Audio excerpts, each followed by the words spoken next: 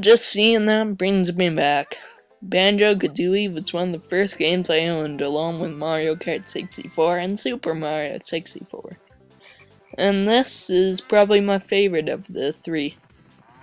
This game had adventure, puzzle solving, everything you needed. It was way back when Rare actually made good games. And then, a sequel was made. Oh, was a sequel ever made? Banjo Kazooie may be my favorite game of all time. It was a little better in every aspect. The controls, the graphics, the gameplay, the adventure, the moves, everything was perfect. And then, gone. Well, if you don't count Grunty's Revenge. Gone until a day I was just watching TV and this came on. Now at first I didn't actually think it was Banjo Kazooie, but there was no mistake in that barren bird. I was excited. Who knows, maybe Rare was back on the right track from 10 years of disappointments. After 7+ years of waiting, Rare has finally made a sequel. This opening looked so promising, it couldn't fail. Let's see what we've been waiting for.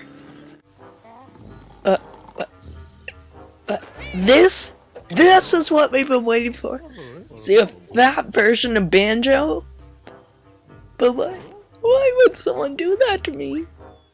You can't even move fast. I get the reality in the situation, but this isn't even as good as the one on the N64.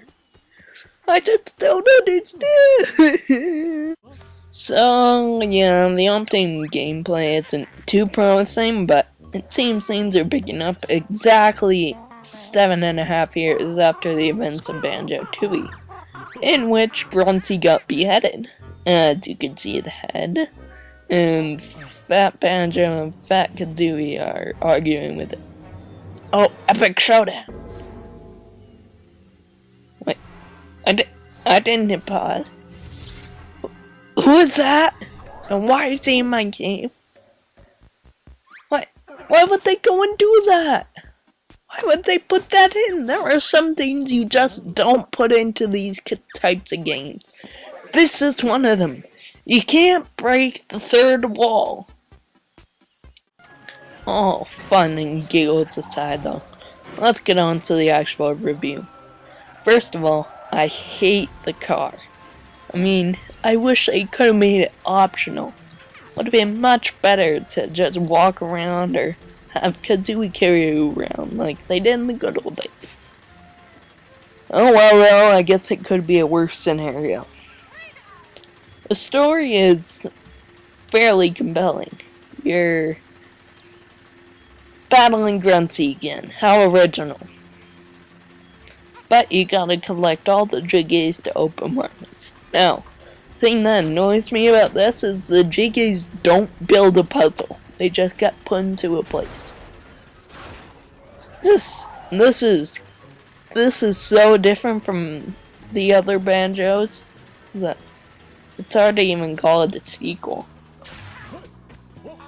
Now, another really bad thing about this is you can't die. Like, there is no way to die. It's impossible. If you fall off a cliff or drown underwater, Kazooie will slap your head until you wake back up and you regain all your health. Which kind of takes away all the challenges, some of the challenges. I mean, sure, it's kinda easy, but it seems like they thought they would get a really young audience. They tried to bring back a bunch of old characters, like putting Mumbo as one of the main stars in every single level, but it didn't work. I mean, sometimes it worked, but sometimes it didn't. I would have preferred to see him in his skull, just scattered around. I don't know. Rare and team do deserve a fair bit of praise though, because everything is pretty much interactive. There are only a few things that aren't. For now, let's just focus on the plus sides. First of all, the level designs. They are awesome. Although my favorite is the very first level, it's not to say I didn't like the others. They were all unique and different from each other. And they were really challenging at some parts. Not really, but kind of. The reason I like the first level is because there's so much to explore.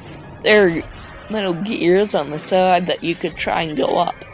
It's not part of any mission or anything, it's just fun to see what you can do. The missions, no, they are something else. Ranging in difficulty from super easy to medium. It's literally the same thing over and over. Get in car, drive to said location with said thing. That's it. That's literally it. You'd think they might be more creative, but no. That's pretty much all my likes, so let's go to the dislikes. My biggest dislike is the lack of Kazooie. I mean, he's useful, but you can't really do anything with him. You can carry stuff and call your vehicle with him. That is it. Done. Over. Nada. What happened to the flying with Kazooie or the trot shot? I don't know. Another one of my biggest dislikes is the story. I mean, it's actually pretty good in itself. But that guy right there ruins it. Log.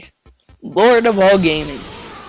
Now he does help you out a fair bit, but, you know, why have that in there?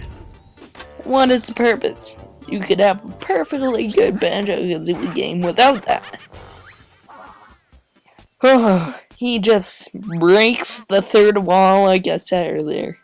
And normally I don't mind that, but in a game like this, where it's supposed to be made up, I don't see the purpose of it.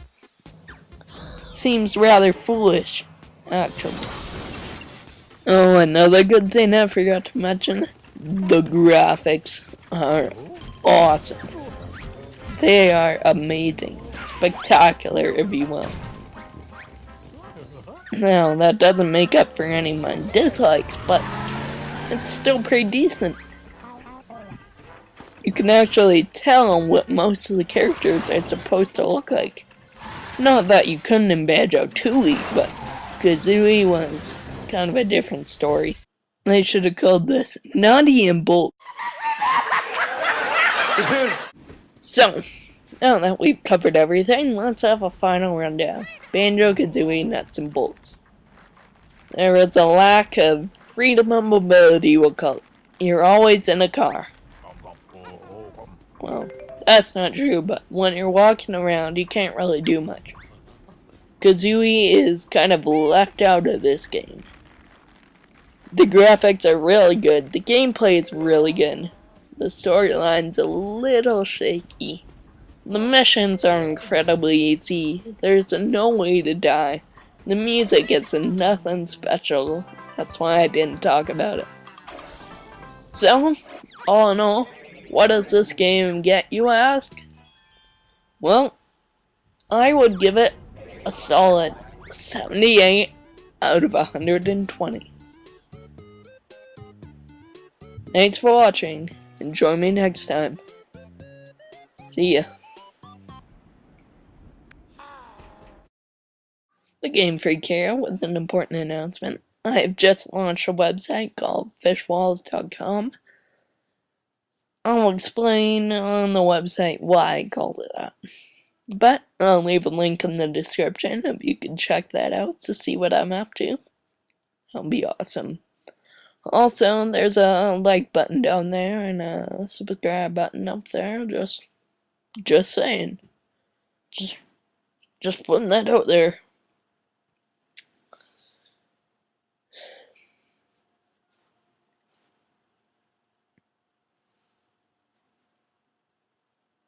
If you're still watching this, you are a truly devoted fan. and you get to hear the special message. Onomatopoeia. That is all. Hehe.